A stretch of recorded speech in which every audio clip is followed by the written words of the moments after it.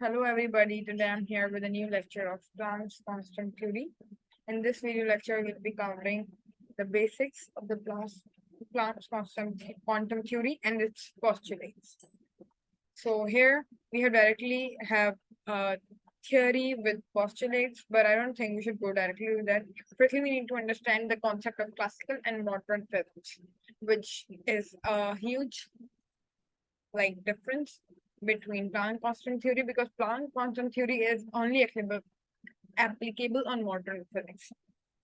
Okay, and it destroys the classical physics. If the Planck's constant theory is in real or is it for real or is it true? So the classical mechanics will eventually die or will eventually be failed in all of the physics. So going towards the classical and modern physics. First of all, you all know that there were times of physics. And physics is divided into two eras. One of the classical era, which was before 1900, and the other one is the modern era, which is called as a modern era after 1919. Okay, so the classical era was or states that the heated bodies emits wave continuously according to the theories of the atomic model which we have discussed previously. According to the Rutherford model and J.J. Thomson's theory, we discussed that they both say that energy is emitted continuously from atoms. Okay, or like heat is or energy is emitted continuously from an atom, which which is also a reason of continuous displacement or continuous jumps from high to lower energy levels. But this does not hold true for modern physics, which says that electron emits energy in discontinuous form, which means that if electron is present in a shell, it's sometimes sometimes emitting energy and sometimes not. Like it it does not consider the classical mechanic theory of energy true. It says that on microscopic level, when an electron jumps from higher to lower electron from lower to shell. And this, yeah, this is all the things that we have covered in Neil Bohr's chapter. Atomic theory, Rutherford theory, which stated that energy, they are quantized and have a fixed energy levels, and when jumping from the one shell to another, they emit energy. This was explained by Neil Bohr, and now Planck's quantum theory further evaluates this and derive the relationship between energy and frequency of the electron. Sorry. So what happens that कि जब भी कोई electron ऊपर की तरफ से नीचे आता है, we know this, हमने ये बात भी कैलकुलेट कर ली है कि जो हायर एनर्जी ऑर्बिट होते हैं उसमें energy is more. Like here energy will be more, और वहां पे जो होगा वहां पे एनर्जी क्या होगी, कम होगी. यहाँ पे कम होगी और वहां पे क्या होगी, वहां पे ग्रेटर होगी energy. So the reason for this is only that कि जब वो हाई से लो पे जंप करेगा, क्योंकि यहाँ पे एनर्जी ज्यादा है और यहाँ कम चाहिए एनर्जी आने के लिए, तो इसका मतलब है कुछ ना कुछ इमिट तो हो रहा है जिसकी वजह से वो क्या नाम है जंप कर रहा है का इलेक्ट्रॉन अंदर. अगर और फिर द सेकेंड वाला जो है वो है electron jumps from low to high. जब लो से ऊपर की तरफ जाता है, मतलब लो से हाई की तरफ जाता है, तो इसका मतलब है कि क्योंकि उसके अंदर ज्यादा एनर्जी चाहिए यहाँ पे, जब यहाँ के हिसाब से उसको एनर्जी एब्जॉर्ब भी तो करनी पड़ेगी, उसके अंदर इतनी एनर्जी आए कि वो क्या नाम है उसको फिर एब्जॉर्ब कर सके. सो दैट्स द थिंग जो कि मॉडर्न और क्लासिकल का फर्क है मैकेनिक का. और one more thing that I want to tell is about photons, about the photons of an atom. Okay, let me show you that. I've written over here. Okay, the photon and the quantum. A photon and quantums both are energy packets. What do we say? When we have a wave, we know that a wave traveling from here to there, or like from here to there, does not have any mass. इनके अंदर कोई mass नहीं होता. Okay, the mass is zero, but it have energy. Okay, wave क्या करती है? Wave is an energy carrier. We know this. तो अब वेव के अंदर जो क्या नाम है एनर्जी होती है, this is called photon and quantum, but there is a slight difference between photon and quantum. Photon is a minute particle of energy which emits light, were made up of electromagnetic radiation. जो electromagnetic radiation और जो EM waves होती हैं, उनके अंदर से जो photon निकलता है, वो उनके अंदर से जो एनर्जी पार्टिकल निकलता है वो फोटोन होता है. बट फोटोन जो होता है ना, this is only a visible particle, visible spectrum के अंदर जो चीजें निकलती है ना, इट्स विजिबल. लाइक जो भी एनर्जी जो कि हम देख सकते हैं अपनी आंखों से इन the form of light is photon. जो विजिबल, जो पूरे स्पेक्ट्रम का पार्ट होता है इलेक्ट्रोमैग्नेटिक रेडिएशन का, ये वो विजिबल लाइट वाला, दैट्स फोटोन. उनके अंदर से जो एनर्जी पार्टिकल्स निकलते हैं, that's photon. Whenever you see a bulb lighting, so the energy or the light coming out from it is photon. Okay, are photons. You can say are photons. But quantum is an opposite thing. Quantum is also an energy present in any physical entity. It is also the energy wave, or like energy in the form of waves, energy packets in the form of wave, which is involved in interaction. But it is not light. It's not light. It is involved in interaction and energy present in an energy wave. किसी भी energy के wave के अंदर जो energy होती है, जो amount of energy होती है, that's a quantum. So that's the difference between quantum and the, like what we say.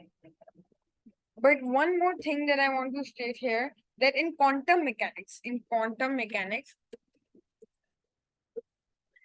ignore the spellings, please. Sometimes I type very fast, quickly, or very fastly, so I don't consider the like spelling.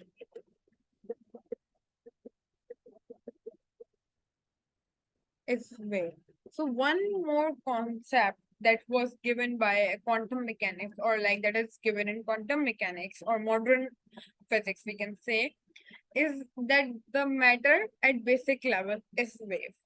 What it say कि कोई भी matter at the basic level is a wave. अब how should I explain you like this? अब what happened, we say that हम ये consider करते हैं कि जो atom है उसकी क्या nature है, वो particle nature है. But जो quantum mechanics है वो इसको agree नहीं करती. It says that like जो दो क्या नाम है वो होते हैं ना, like एक जो atom है, it possesses two natures, which is one is the like wave nature and one is particle. Sometimes it behaves as wave and sometimes it behaves as particle. This usually destroys or disagrees most of the laws that we have in physics. It is all like it explains कि जो भी चीज है वो हर चीज एक wave है. ऐसे wave है कि अब for example you have the atoms of table. अब वो एक ही चीज का part है. I can't explain it to you in so much detail, but I say अब कोई भी जो चीज है, for example everything is made up of a wave.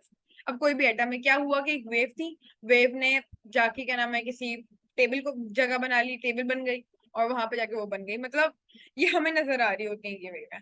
अब ये एक टाइम पे कुछ भी हो सकती है. एक वेव जो है ना, अब एक टेबल है फॉर एग्जांपल, वो एक टाइम पे वेव, वो भी टेबल भी हो सकता है, वो एक टाइम पे कुछ और भी हो सकता है. अब दिस बेसिकली जो ये थियरी है ना, it it refers or it gives the reference of entity, single entity. It gives के दुनिया में कुछ भी नहीं है, दुनिया में सिर्फ एक ही चीज है. Okay, that's light or that's wave. ठीक है, wave, sorry. और wave से ही हर चीज मिलके बनती है. So it also gives the like right what we can say कि it's like the reference of existence of God.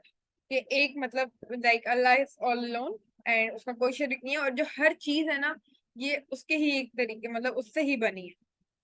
उसका तो नूर और व्हाट वी से दैट वो लाइक ऑल दैट स्टफ जो भी फैला और वो बन गया, टेबल बन गया, वो बन गया, ये बन गया. अब इट्स नॉट ट्रू. अगर ये ट्रू होती है, अब like we can't say it true. Actually the work is being done on it. अभी इस ये कंफर्म नहीं है. और अगर क्वांटम मैकेनिक्स ट्रू होती है ना, तो जो सारी classical mechanic it's all failed. So like it's all big chapter or another kind of chapter. We are not going through that. अभी विल बी जस्ट डिस्कसिंग ये.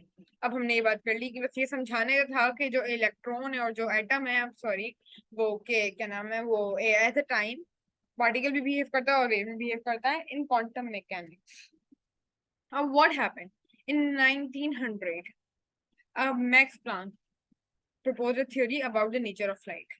उसने लाइट की थ्योरी पे ना एक नेचर, एक लाइक क्या दी, एक थ्योरी दी, प्लैंक्स क्वांटम थ्योरी. इसको क्या कहा जाता है, Planck's quantum theory. Explain you quantum क्या होता है, एनर्जी पैकेट और Planck क्या is a scientist ने, he gave a theory about the nature of light. He said that the like what is we say then atom does not emit and absorb continuously energy continuously. Here this this point is written, but this point basically holds true for atoms के जो हर चीज atom से बनी है हमें पता है, और वेव से जो भी बनी है एटम और वेव जो भी और वेव पार्टिकल वेव जो भी लाइक ऑल दिस स्टफ. अब एनर्जी इज नॉट एमिटेड और एब्जॉर्ब कंटिन्यूअसली, और इट सेज कि किसी भी चीज के अंदर से एनर्जी और एब्जॉर्ब और इमिट कंटिन्यूअसली नहीं होती, मतलब एक साथ निकल रही है निकलती है निकलती है नहीं होती. इट्स एमिटेड और absorb in the form of wave packets. ये एक छोटे छोटे वेव पैकेट्स की सूरत में निकलती है, क्वांटम क्वांटम की सूरत में निकलती है, लाइक एक एनर्जी पैकेट की सूरत में निकलती है. In case of light, the quantum of energy is often called photon, or in the form of light, it's called photon. अब ये कहना चाह रहा है इसके अंदर कि जो for example we have a bulb of light. अब जो इसके अंदर से जो लाइट हमारे पास निकल रही है ना, this light is coming out in the form of photons. Sorry, छोटे छोटे फोटॉन्स हैं, छोटे छोटे एनर्जी पैकेट्स हैं, which are coming out like discontinuously from this atom. अब ऐसा नहीं हो रहा कि एक ही फोटोन बड़ा सारा है, लाइक छोटे छोटे photons are coming out from this bulb. Like the amount of energy is associated with quantum of radiation is directly proportional to the frequency. अब here what is does he want to say over here? इसमें भाई वो कहता है कि जो energy होती है एक क्वांटम के अंदर, ठीक है, क्वांटम ऑफ रेडिएशन, रेडिएशन में आपको बताया, क्वांटम ऑफ वेव, जो भी क्वांटम ऑफ रेडिएशन को इतना मुश्किल कर लाइक क्वांटम ऑफ वेव जो होता है उसके अंदर जो एनर्जी होती है, like the energy of the quantum is directly proportional to the frequency of radiation. क्या होता है, रेडिएशन को यहाँ पे आप वेव ले लें, रेडिएशन या wave, okay, so don't panic, ये रेडिएशन कुछ भी नहीं है, like this radiation is wave. Here it states that clearly कि जो amount of energy है वो क्या है, directly proportional है frequency of radiation. Energy of radiation is directly proportional to frequency of radiation. Here it is the relationship energy directly proportional to V. By removing this proportionality, we have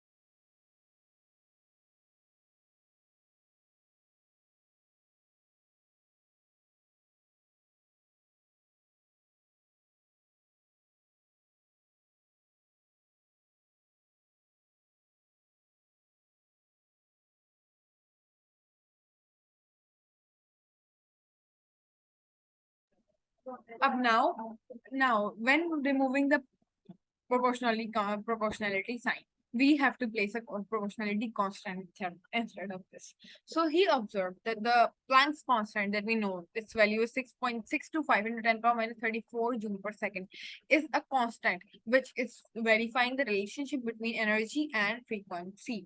Don't panic.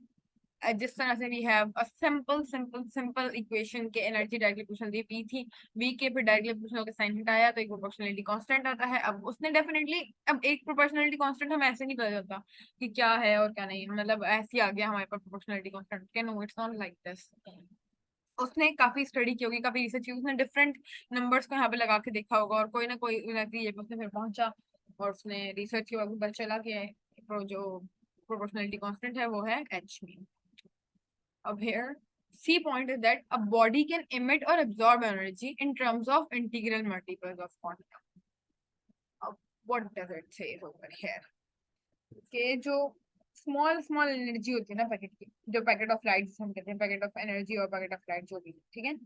अब energy जो होती है photon की या quantum की is directly proportional to the frequency, ये बात हमने पढ़ ली, और वेव नंबर की भी डायरेक्टली प्रोपोर्शनल होती है. अब ये बात भी हमने भाई पढ़ ली इसके अंदर सारे में. अब यहाँ पे कह रहा है कि एक जो बॉडी है ना कैन एमिट और absorb energy in terms of integral multiples of quantum. Means जो क्वांटम होगा ना, it have only integral multiples. अब जो हमने क्वांटम क्या लिया था,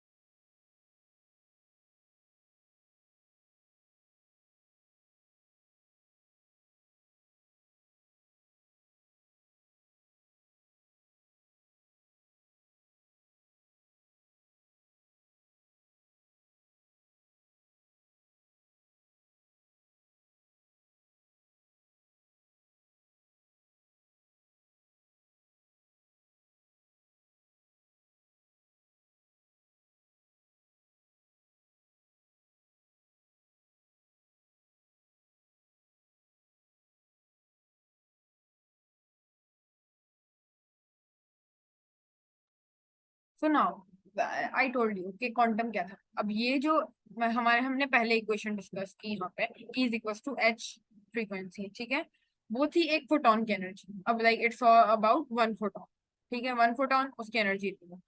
अब now here here here here we are talking about, अब हमें 10 फोटोन लेने, for example we have 10 photons.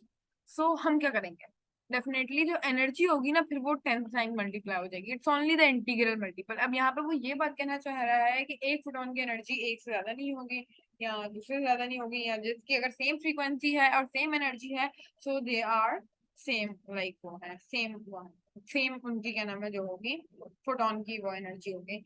सो अगर for example you have energy of one photon which is equal to two, और टू एच म्यू की जो H और frequency की value मिला के क्या बन रहा है two, but you got two, like दो फोटोन की एनर्जी लेनी है, तो फिर एनर्जी को आपने वन से जो मतलब वन की एनर्जी थी अब आप उसको टू से मल्टीप्लाई कर दोगे to get the energy of two. So N is basically representing that quantum number और दैट इंटीग्रल मल्टीपल। अब नाउ आई वांट थ्री की एनर्जी, अब आई विल नेवर वांट के मतलब इसमें ना 3.5 की वो चाहिए हमें एनर्जी चाहिए। So here it is saying कि जो एनर्जी एब्जॉर्ब और एमिट होती है ना वो सिर्फ इंटीग्रल मल्टीपल पे होती है, we can't take half photon की एनर्जी या हाफ उसकी एनर्जी, दैट्स द थिंग यहाँ पे कह रहा है। और आखिर में वो बात बताता है कि जो फ्रीक्वेंसी है ना वो it's inversely proportional to wavelength, which is almost true for every electromagnetic radiation. We know this कि जितनी ज्यादा फ्रीक्वेंसी होगी जितना ज्यादा हमारे पास भी से जितना ज्यादा हमारे पास यूं यूं करके वो आते जैसे होगा। अब ये ज्यादा फ्रीक्वेंसी हुई तो क्या हो गई, वेवलेंथ यहाँ से कम हो गई। और sorry, so sorry for my drawing, I am so sorry, I can't draw more good than this. और यहाँ पे और कम हो गई तो यहाँ पे और डिस्टेंस कम हो गया, सो दैट्स। अब उसका इसने एक और रिलेशन बना दिया कि फ्रीक्वेंसी जो होती है ना equals to the speed of light divide by wavelength, ठीक है, वेवलेंथ और जो फ्रीक्वेंसी थे वो आपस में वैसे इनवर्सली थे, प्रोपोर्शनल थे। तो जो प्रोपोर्शनल को हटाया तो हमारे पास क्या आ गया, कांस्टेंट आ गया सी, जो कि हमने लिया velocity of light, a constant quantity, putting the value in equation. और अगर हम पुट करें वैल्यू को इक्वेशन के अंदर तो क्या बनेगा, हाँ यहाँ पे उसने क्या किया, E is equal to H put कर दिया और ये upon H instead of frequency, जो कि हमारे पास फ्रीक्वेंसी बन गया। अब फ्रीक्वेंसी वी नो कि यहाँ पे हमारे पास E है, सो sorry I should write that. हमारे पास क्या है, E इज इक्वल टू क्या है हमारे पास एच म्यू है, ठीक है। क्या हुआ कि E अपॉन एच हो गया which is equal to frequency. अब हमें फ्रीक्वेंसी की वैल्यू पुट करनी है तो फ्रीक्वेंसी की वैल्यू यही बनेगी ए अपॉन एच, जो कि हमने फ्रीक्वेंसी की जगह पुट कर दिया, which is equals to C upon lambda. Lambda नहीं है मेरे पास तो we should write wavelength, sorry I don't have the proper keyboard, I don't have anything proper, but I am just explaining everything. अब यहाँ से जो एच यहाँ पे डिवाइड हो रहा था, जो एच यहाँ पे जो क्या व्हाट वी से यहाँ पे डिवाइड हो रहा था, यहाँ जाके मल्टीप्लाई नहीं हो जाएगा जिस तरह है सी से, तो क्या हो गया E equals to C, sorry H C और डिवाइडेड बाय वेवलेंथ। और for example you can say कि वी हैव, अब यहाँ पे हमारे पास जो एच है वो डिवाइड में, ठीक है, हम कर सकते हैं multiplying H on both side, तो यहाँ से मल्टीप्लाई करेंगे यहाँ से एच कैंसिल हो जाएगा और वहां पे एच आ जाएगा तो एच सी भी बन जाएगा। तो ये एक्सप्लेन करना चाह रहे हैं यहाँ पे ये क्वेश्चन, ओके। अब now, thus greater the value of lambda, the smaller will be the energy. Energy क्यों स्मॉलर होगी, क्योंकि एनर्जी जो है वो क्या करती है फ्रीक्वेंसी पे डिपेंड करती है और वेव नंबर पे डिपेंड करती है, we can say wave number पे। बट आप पहले इसको समझो इस वाली बात को, ठीक है। इस वाली बात में ये कह रहा है कि जैसी वेवलेंथ जो होगी वो बढ़ेगी तो एनर्जी कम हो जाएगी, क्योंकि क्या क्यों कम होगी, क्योंकि जो वेवलेंथ बढ़ेगी तो डेफिनेटली फ्रीक्वेंसी कम होगी, क्योंकि इनवर्स रिलेशन, जब फ्रीक्वेंसी कम होगी तो फ्रीक्वेंसी का क्या रिलेशन है एनर्जी के साथ डायरेक्ट यहाँ पे, तो एनर्जी क्या हो जाएगी, डेफिनेटली कम हो जाएगी। So you got the relation over here that wavelength is inversely proportional to frequency which directly makes the energy less, okay, which also decreases the energy you can say. Now we have to discuss about the wave number, okay. The wave number is inversely of the wavelength, like sorry the inverse बोल रही हूँ, or the inverse of the wavelength, ठीक है। wave number is the inverse of the wavelength, ये जो हमारे पास wave number है ना, 10 वेव है, वो we have 3 wave over here. तो ये जो वेव लेंथ बनेगी ना, यहाँ पे इसकी इस तरह से आके, तो ये जो वेव लेंथ बनेगी, ये वाली वेव लेंथ, इसके मतलब इनवर्स होगा इसका। सो अब 1/λ की वैल्यू क्या बन गई हमारे पास, वेव नंबर। अब यहाँ पे हम इसको पुट कर सकते हैं वेव नंबर की जगह पे। अभी हमने कैसे पुट किया, यहाँ पे यू विल से हमारे यहाँ पे था एच था हमारे पास, और सी था, और फ्री को सॉरी वो हमारे पास एच, ओहो हमारे पास क्या था, E is equal to N H V, जिसको हमने आखिर में क्या बना लिया था, E is equal to H C और डब्ल्यू। फिर हमें पता था कि E अपॉन एच के इक्वल होता है उसके, तो हमने क्या नाम है, जो वेव नंबर है हमें पता था कि उसकी क्या नाम है, क्या वैल्यू होती है।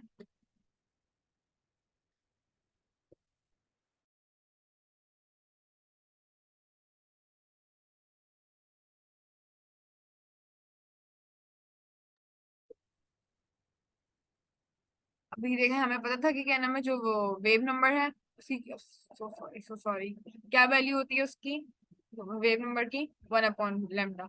तो फ्रीक्वेंसी और वेव नंबर का रिलेशनशिप फाइंड करके हमने वहां पे उसकी वैल्यू पुट कर देंगे, और हमने एच सी को क्या कर दिया, फ्रीक्वेंसी। 1/λ इज इक्वल टू क्या बनता है, 1/λ, और सॉरी C/λ के is equal to frequency, and frequency is equal to 1/λ। तो C/λ की जगह पे पहले हमने फ्रीक्वेंसी का नंबर पुट किया, और फ्रीक्वेंसी इज इक्वल टू 1/λ। सो हम उसको यहाँ पे पुट कर देंगे, ये वैल्यू पुट कर देंगे। Sorry if I explain so bad at this time. देखो यहाँ पे अब मैं, let me explain you again. I have done so much best.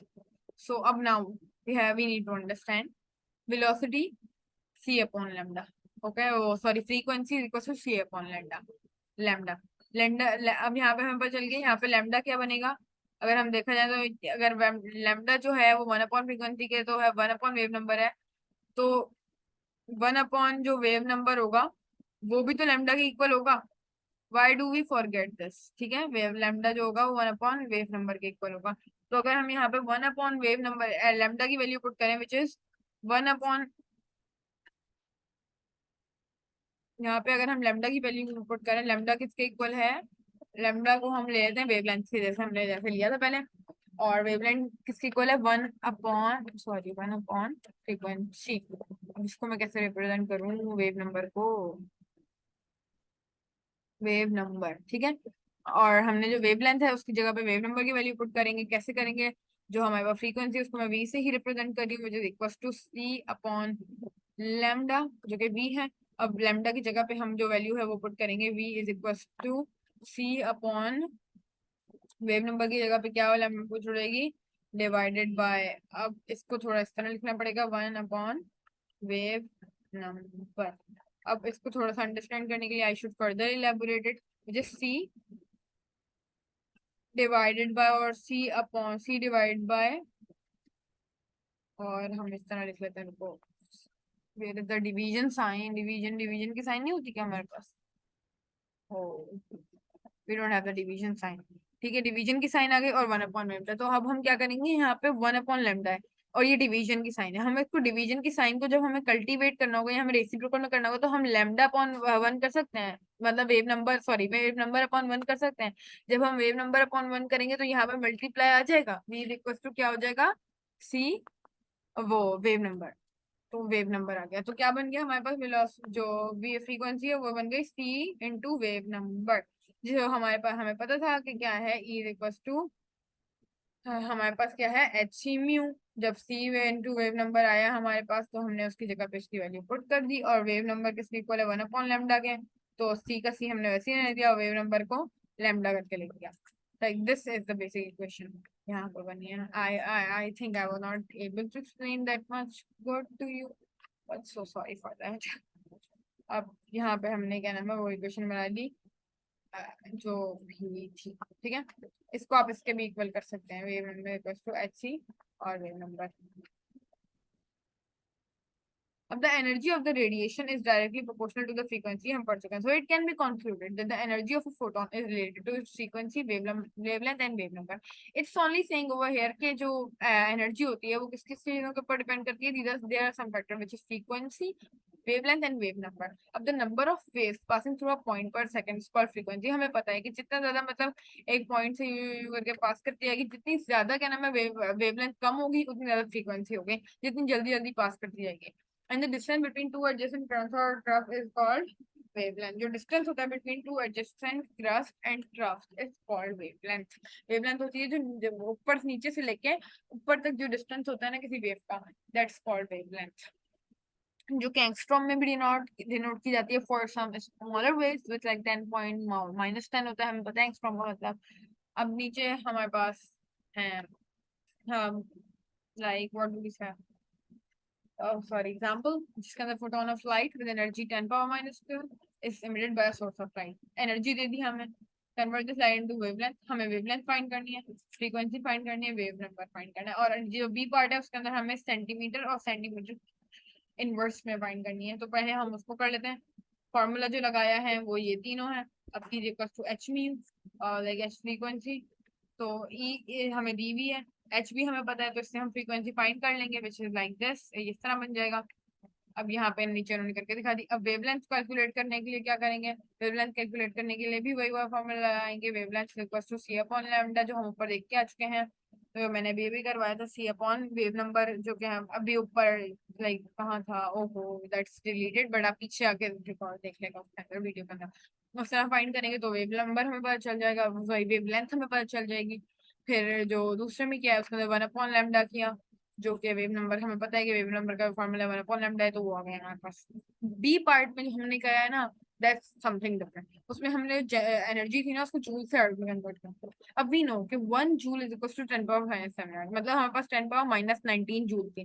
तो 10⁻⁻19 जूल जो हमारे पास है इज इक्वल टू 10⁻7 इंटू 10⁻⁻19 अर्थ हो जाएगा. अब इसका ऊपर हम सिर्फ एक मैथमेटिकल इक्वेशन लगाते हैं, मल्टीप्लाइंग 10⁻⁻19 ऑन बोथ साइड. यहाँ पे मल्टीप्लाई करेंगे तो 10⁻⁻19 जूल बन गएगा, और यहाँ पे मल्टीप्लाई करेंगे तो हमारे पास हम कैलकुलेशन के बाद क्या आ रहा है, 10⁻⁻12 अर्थ आ रहा है. और जब प्लैंक कांस्टेंट की वैल्यू कन्वर्ट करेंगे तो इसको देखो, इसके अंदर हम क्या करेंगे, 6.67 इंटू 10⁻⁻27 अर्थ लिखेंगे, और एजीएस जिस तरह भी लिखें, इनको हमने सेकंड से मल्टीप्लाई कर दिया. That's like this. Now calculated frequency.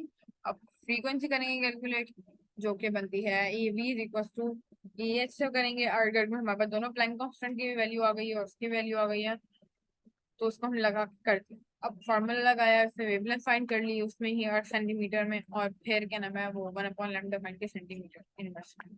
So that was all about today, and I hope you would have find it good and you would have understand this lecture. So Allah Hafiz or bye bye for the next time.